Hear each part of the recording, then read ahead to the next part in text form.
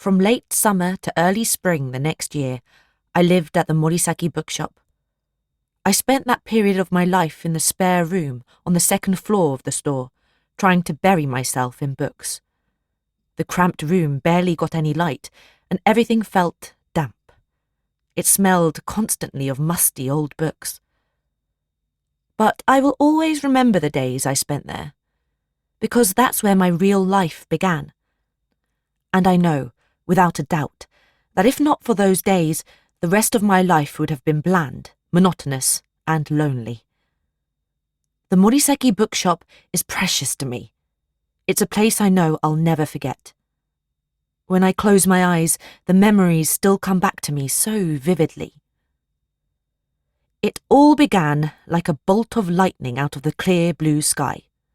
No, what happened was more shocking than that, more shocking even than seeing frogs raining from the sky in a downpour. One day, Hideaki, the boyfriend I'd been going out with for a year, suddenly blurted out, "I'm getting married."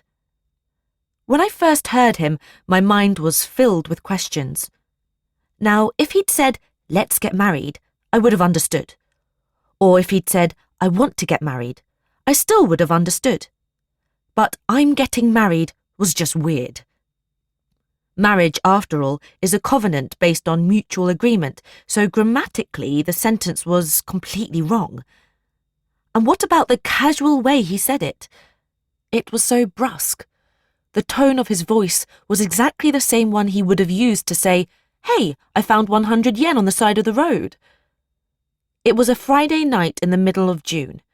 We were having a nice dinner together after work at an Italian restaurant in Shinjuku. The restaurant was on the top floor of a hotel, so we had a beautiful view of the city at night, all the gleaming neon lights. It was our favourite spot.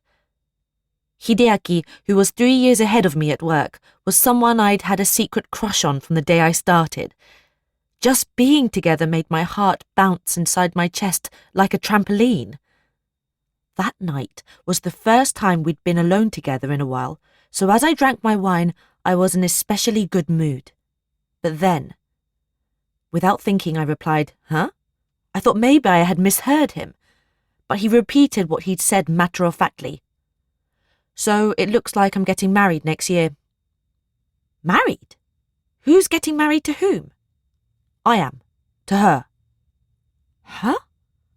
I was still puzzled. Who's she? And then he says the name of a girl in a different department of the company, without the slightest hint of guilt in his voice.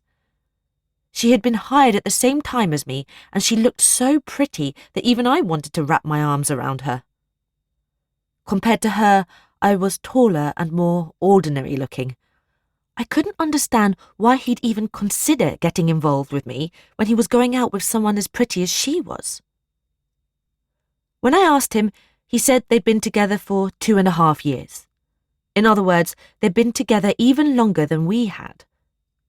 Of course, I had no idea that he was with anyone else. I never suspected it. I never considered the possibility.